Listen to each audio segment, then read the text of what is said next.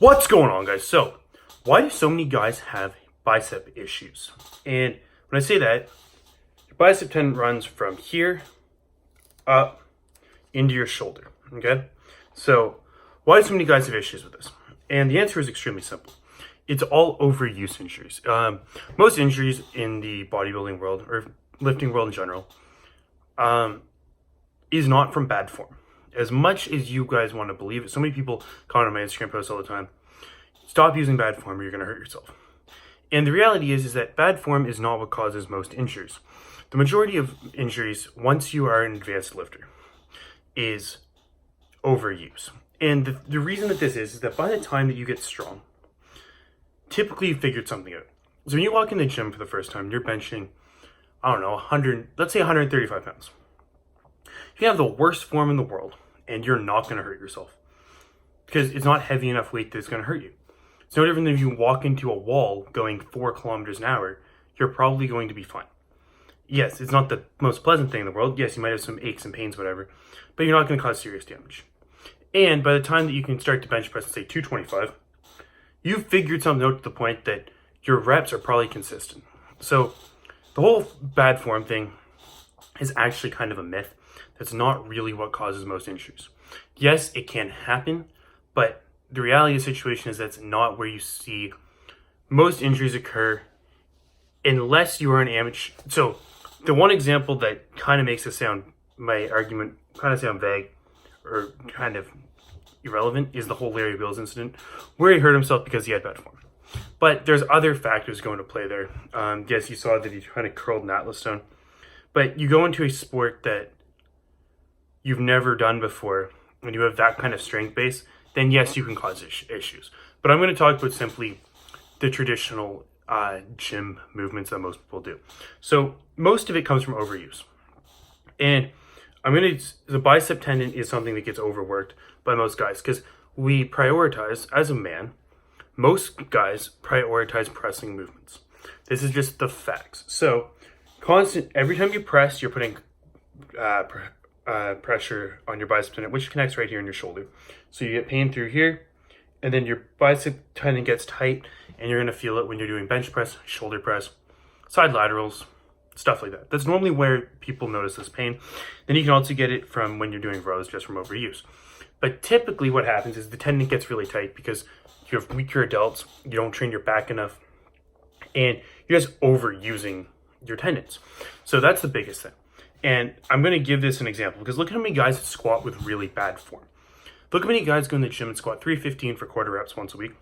How many of them have hip flexor issues or have like weird pain in their like tendons, in their legs? How many guys do you see have that problem? Not many, because they're only squatting 1 day a week. You go in and do pressing movements 3 days a week. You do upper body 6 days a week, and your lower body 1 day a week? So it literally comes down to that. You are overusing the tendons, and you're probably not stretching enough. So I'm not gonna lie, I do the exact same thing, and I have been working on it. I go get physio done, I get it scraped, but ultimately it's really tight because I do bench press probably 3 times a week at least, and then I do shoulders. I have a shoulder day. I do heavy close grip. I do all this stuff. And if you look at the relative workload I'm doing for my the front of my body, it's a lot less than what you're doing on the back. So when you actually hunch forward, you tense up this tendon right here in your shoulder, and it pulls on your bicep tendon. That is ultimately how that happens. So how can you prevent this? First of all, stretch. So I'm not the best demonstration for this, but like you can go out, like you can do bicep stretches. You can roll it out. You can get physio done. I've started warming up doing face pulls, just like face pulls. Strengthen your rear delts and do the equal amount of pressing that you do to pulling. And ultimately do the same amount of upper body that you do to lower body.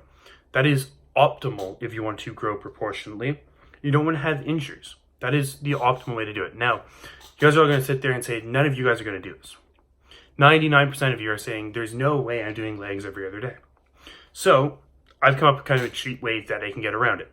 So no, I'm not going to sit here and say I'm doing the same amount of legs and I'm doing upper body. Not even close. But now on my back days, or same as pushing, pulling. I'm pretty close now. But on my back, so now when I go in and do chest, I do 3 sets of pull-ups to warm up. You stretch out your bicep tendon first, you get some blood flow. I do 3 sets of face pulls, and then I go do my chest workout. Doesn't impact my workout whatsoever. It takes 5 minutes, a proper warm-up. Do the same thing before my shoulder day. And then on my back day, because I'm trying to do the same thing so you don't get weird back pain, stuff like that. Or you can get neck pain also if you do it vice versa. But be honest, I don't know any guys that are doing more back than they are to chest. So not really an issue. But I've started just warming up my chest a little bit before I do back. And so I do 3 sets of incline bench before I do my back day. That's what I started doing. And I found it makes a big difference. I find I don't get any pain. My bicep is getting a lot better. It's a lot better than it was, but I have to focus on it. So if I get lazy and I stop warming up, I have that pain again. So ultimately, get back to the point though. So the whole bicep injury thing, we see a lot of people popping their biceps recently. And we had Larry Wheels do it. Eddie Hall did it. And why is this happening? Well, these guys are clearly training their bodies properly, but they are so tight. They're so tight from all the pressing, all that, and that their bicep's going to pop. And it's not going to pop doing bench press. You're not going to pop your bicep probably doing bench press, but you can do it doing cable flies when you're extending your bicep.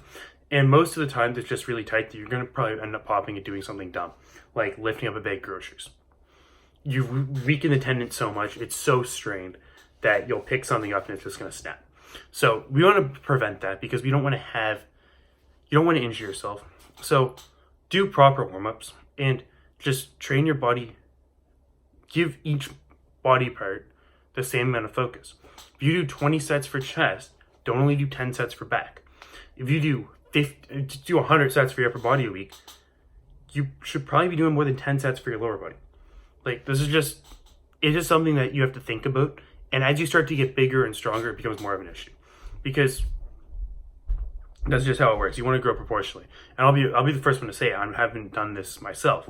So I'm starting to work on it. But this is ultimately why people have so many bicep problems. So anyway, comment your thoughts down below. You can think I'm crazy or you can agree with me. But let me know down in the comment section down below. Like this video if you enjoyed it. And I will talk to you guys soon. Also, subscribe to the channel and turn on post notifications. And hope you guys all have a great week. I appreciate the support. And I'll talk to you guys soon.